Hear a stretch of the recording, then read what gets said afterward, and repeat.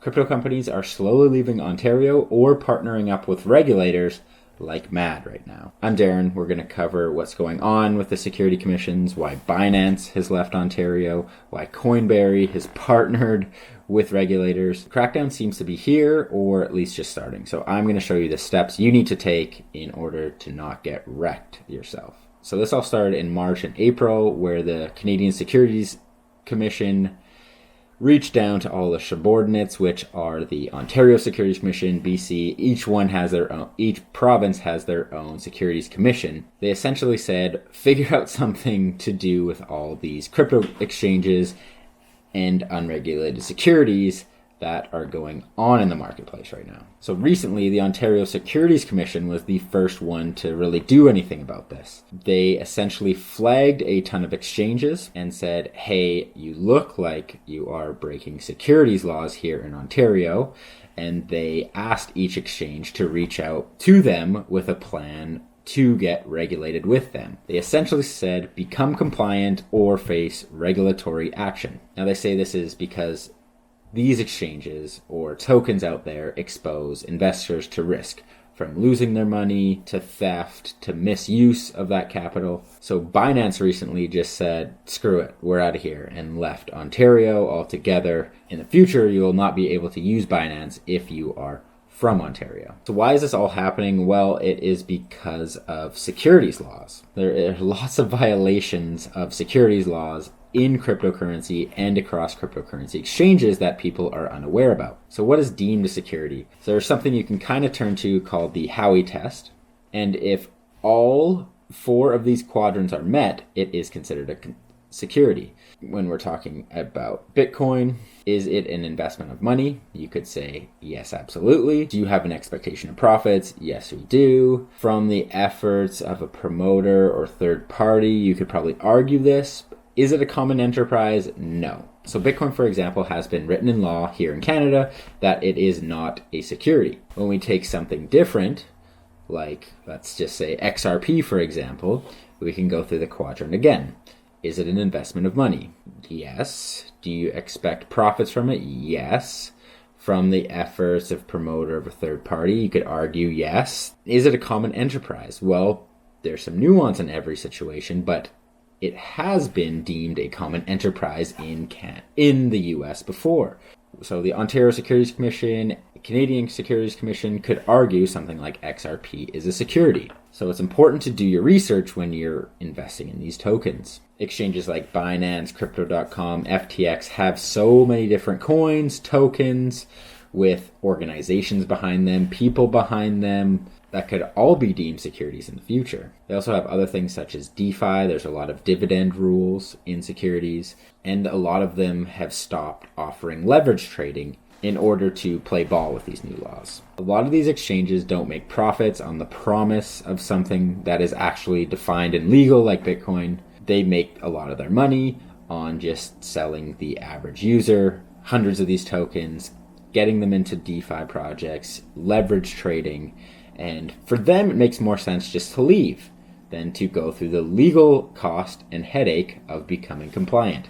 They will go to the next place that allows them to do that and make money off the uneducated public. Then there's exchange like Coinberry, who is registered in Canada, has been around for a while.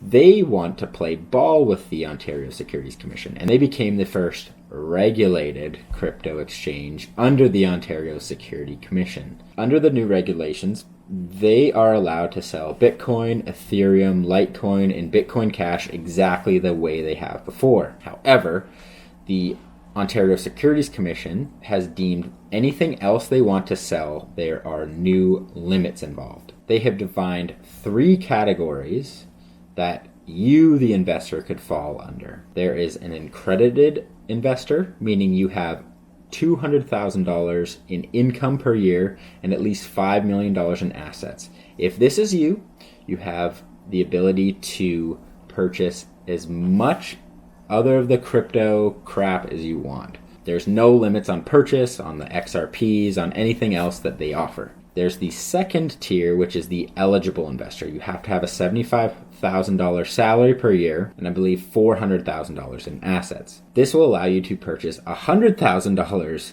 in shitcoins. Then there is the third tier, which is the non-eligible investor. If you are not eligible under those rules, you'll only be able to purchase $30,000 per year. Now there's really a game of musical chairs going on.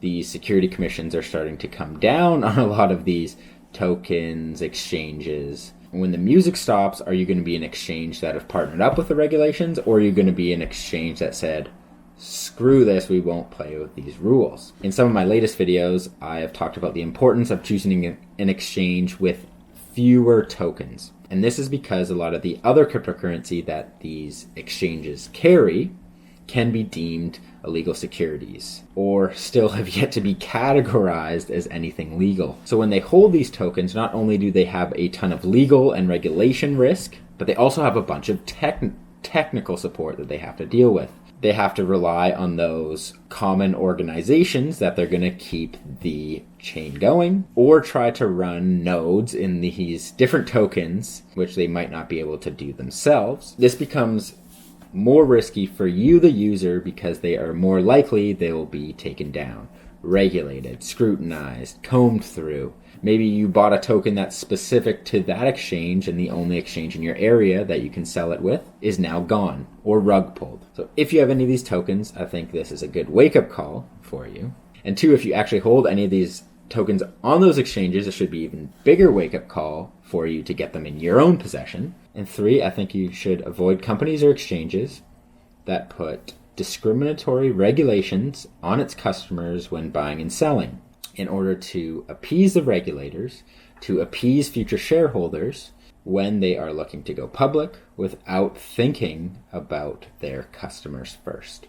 Only allowing you to purchase $30,000 a year of whatever you want. Now, I'm all about a free market, and I think you should be able to buy whatever you want. And there's a lot of things you can buy $30,000 worth without any regulation. These regulations are far from over, and most likely probably going to get worse. You should take the steps right now to find a reputable place to purchase your desired asset and a way to store it yourself. I have a lot of videos on how to do that. None of this is financial, tax, or legal advice. I'm just a guy trying to spread word about all this. If you like this news/opinion video, let me know in the comments below and I'll make more of them. And thanks for watching.